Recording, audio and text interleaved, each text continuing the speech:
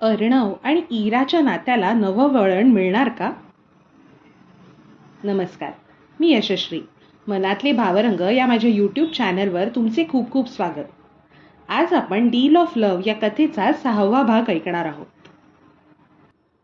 इरा उठली आणि दाराकडे वळली. तेवढ्यात अर्णवचा आवाज पुन्हा आला. डॉक्टर इरा, वन थिंग. ती त्याच्या दिशेने वळली. अर्णव, तुमचा दृष्टिकोन खूप वेगळा आहे. Maybe that is exactly what this project needed. इराच्या चेहऱ्यावर आश्चर्य उमटले व तिचे गाल थोडे लाल झाले. Ira, thank you sir. ती फक्त एवढंच म्हणाली आणि निघून गेली. आता पुढे. इराने तिच्या ऑफिसमध्ये पाऊल टाकलं. तेवढ्यात प्राची तिच्या दिशेने धावतच आली. तिच्या चेहऱ्यावर नेहमीप्रमाणे ओसंडून वाहणारं हास्य होतं आणि ओठांवर तो नेहमीसारखाच चिवचिवाट. प्राची, इरा मॅडम, आज पण तुम्ही खूप सिरियस दिसताय. चला आधी माझ्यासोबत कॅफेटेरियामध्ये. माझ्याकडे एक स्पेशल न्यूज आहे. इराने तिला हसत उत्तर दिलं. अगं प्राची, थांब थोडं, मी जरा मेल्स पाहून येते आणि मग येते. नाही नाही, मेल्स नंतरही बघू शकतेस. आधी चल बरं माझ्यासोबत. असं म्हणत प्राचीने तिचा हातच पकडला आणि दोघी कॅफेटेरियाच्या दिशेने निघाल्या. लंच करत दोघी एका कोपऱ्यातल्या टेबलावर बसल्या होत्या. प्राचीचा तो उत्साह पाहूनच इराला हसायला येत होते. इरा, आता सांग लवकर काय झालंय ते. प्राची तिच्या डब्यातला एक घास घेत हळू आवाजात म्हणाली. आपल्या ऑफिसमध्ये आज ती मीनाक्षी काय बोलत होती माहीत आहे का? इराने चकित होऊन विचारलं. काय? प्राची, ती आपल्या दुसऱ्या टीममधल्या नेहाशी बोलत होती. म्हणत होती की इरा कुलकर्णीला देशमुख ग्रुपचा प्रोजेक्ट देणं म्हणजे सगळ्यात मोठी चूक आहे. अर्णव देशमुखसारख्या हँडसम माणसाच्या शेजारी अशी गावंढळ दिसणारी मुलगी शोभते का? माझ्यासारखी मॉडेल टाईप मुलगी दिली असती तर प्रोजेक्टचा इम्पॅक्ट दुप्पट झाला असता. इराच्या चेहऱ्यावर हलकं हसू आलं खरं, पण त्या हसण्यात किंचित वेदना दडल्या होत्या. इरा, प्राची, लोक बोलतात ते बोलू दे. मला माहिती आहे माझं काम माझ्यासाठी बोलतं ते. प्राची, अगं पण थांब ना, पुढचं तर ऐक. तेवढ्यात मागून शिरोडकर सर आले आणि त्यांनी मीनाक्षीचं सगळं बोलणं ऐकलं होतं. अरे बाप रे, काय झापलं त्यांनी तिला. ते तिला म्हणाले, मीनाक्षी, कोणात किती कॅलिबर आहे ते मला चांगलंच माहिती आहे आणि संधी देताना मी फक्त काम बघतो, चेहरा नाही. तुझ्यासारख्या अंगप्रदर्शन करून क्रेडिट खाणाऱ्या लोकांना तर मी कधीच पुढे नेत नाही आणि यापुढेही नेणार नाही. प्राची हसतच पुढे म्हणाली. सर निघून गेल्यावर मीनाक्षी तर जवळजवळ पाय आपटतच वॉशरूममध्ये गेली. मी तर कसंबसं हसणं कंट्रोल केलं बघ. इराला मात्र प्राचीच्या या बोलण्याने हसू आलं नाही. तिचा चेहरा शांत झाला, पण त्या शांततेच्या आत एक दडलेली वेदना होती. काय काय झालं इरा? प्राचीने तिच्या चेहऱ्याकडे पाहत विचारलं. इराने थोडा वेळ डोळे खाली केले आणि मग हलक्या आवाजात म्हणाले, काही नाही ग, फक्त एवढं वाटतंय की मी माझ्या परिस्थितीमुळे अनेक गोष्टी गमावल्या आहेत.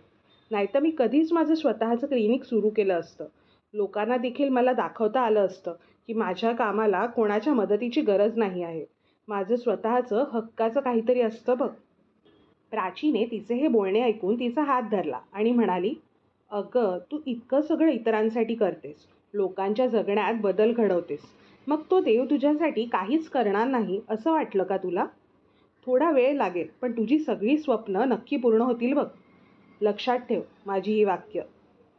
इराने प्राचीच्या बोलण्यावर हलकीशी हसून मान हलवली, पण तिच्या डोळ्यात मात्र थकवा आणि थोडीशी निराशा होती. गप्पा मारत दोघींनी त्यांचा लंच संपवला आणि त्या दोघी पुन्हा ऑफिसकडे परतल्या. इराच्या टेबलावर तिच्या कामाच्या सर्व फाईल्स विखुरलेल्या होत्या. तिने पहिले तिचा लॅपटॉप ऑन केला आणि मग टेबलावरील सर्व फाईल्स ती आवरत होती. सर्व काही आवरून झाल्यावर तिने तिचा मेलबॉक्स चेक केला. तेवढ्यात एका मेलने तिचे लक्ष वेधले. मेलचा सब्जेक्ट होता हीलिंग हँड्स, प्रोग्रेस अपडेट. आणि तो मेल मिस्टर राघव यांनी नाही तर चक्क अर्णव देशमुख यांनी पाठवला होता. तिने तो उत्सुकतेने उघडला. त्यात लिहिलं होतं, doctor Ira, excellent discussion today. Your perspective was refreshing. Let's integrate your suggestions and plan next steps by Monday. Arnav Deshmukh. Ira mail वाचून थोडा वेळ काही न बोलता स्क्रीनकडे पाहत राहिली. अर्णवच्या त्या शब्दात एक साधं प्रोफेशनल ॲप्रिसिएशन होतं, पण तो मेल वाचून तिच्या मनात काहीतरी वेगळ्याच भावना निर्माण झाल्या. त्या तिला शब्दात मांडणे कठीण होते, पण काहीतरी वेगळं वाटलं होतं एवढं नक्की. इराने मग नंतर स्वतःला कामात गुंतवून घेतलं. त्यानंतर ती आणि प्राची कॉफी ब्रेकसाठी म्हणून गेल्या होत्या. तेव्हा इरा कसल्या तरी विचारात होती. प्राचीचे बोलता बोलता तिच्याकडे लक्ष गेले आणि तिने इराला विचारले, काय मॅडम, आता कुठे हरवलात? इरा, काही नाही ग. प्राची, म्हणजे काहीतरी आहे, सांग बरं मुकाट्याने. इरा, अगं ते अर्णव सरांनी मंडेला पुढचं काम फायनलाइज करायला बोलावलं आहे. वा, म्हणजे पुन्हा मिस्टर अर्णव देशमुख यांच्यासोबत मीटिंग. प्राचीने डोळे मिचकावत म्हटलं. इरा, अगं हे काय ग, पुन्हा सुरू केलंस तू मला चिडवायला? इराचे गाल का कोण जाणे लाल झाले होते. प्राची, अगं मी तर फक्त गंमत करत होते, पण ऑनेस्टली सांग, कालच्या मीटिंगमध्ये काही स्पार्क जाणवला का? इराने भुवया उंचावत विचारलं. स्पार्क? म्हणजे नक्की काय म्हणायचंय तुला? प्राची, अगं म्हणजे काहीतरी अनोखं वाईब, काहीतरी वेगळं कनेक्शन, असं काही जाणवलं का तुला? इरा, नाही ग, तसलं काही नाही जाणवलं मला. आणि एवढं सगळं जाणवायला आम्ही अजून फक्त 2 वेळा भेटले आहोत, आणि तेही प्रोजेक्ट डिस्कशनसाठी. प्राची परत चिडवण्याच्या सुरात म्हणाली, म्हणजे अजून कामाव्यतिरिक्त भेटी व्हाव्यात असे वाटते का तुला? इरा प्राचीकडे रागाने बघते. प्राची लगेच सावरत म्हणते, बरं ठीक आहे, जाऊ देत तो विषय. पण लक्षात ठेव, अर्णव देशमुख असा आहे ना की अनेक मुली त्याच्या सहज प्रेमात पडतात. इरा, पण मी त्या अनेक मुलींपैकी नाही आहे ग. आणि बास झाला आता विषय, चल काम करूया. इरा असे बोलून प्राचीचा हात पकडून तिला ऑफिसच्या दिशेने घेऊन जायला लागली. संध्याकाळी घरी पोहोचल्यावर इरा तिची डायरी घेऊन बसली होती.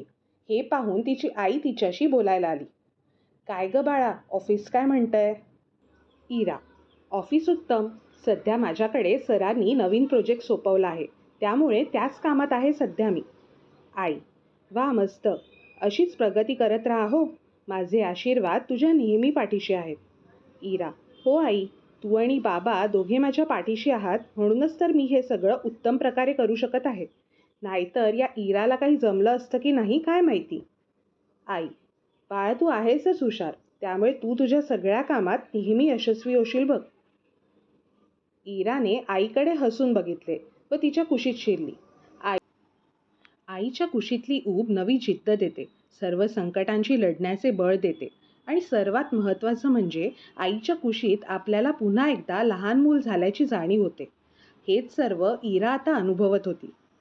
इराच्या मनात अर्णवबद्दल काय भावना असतील?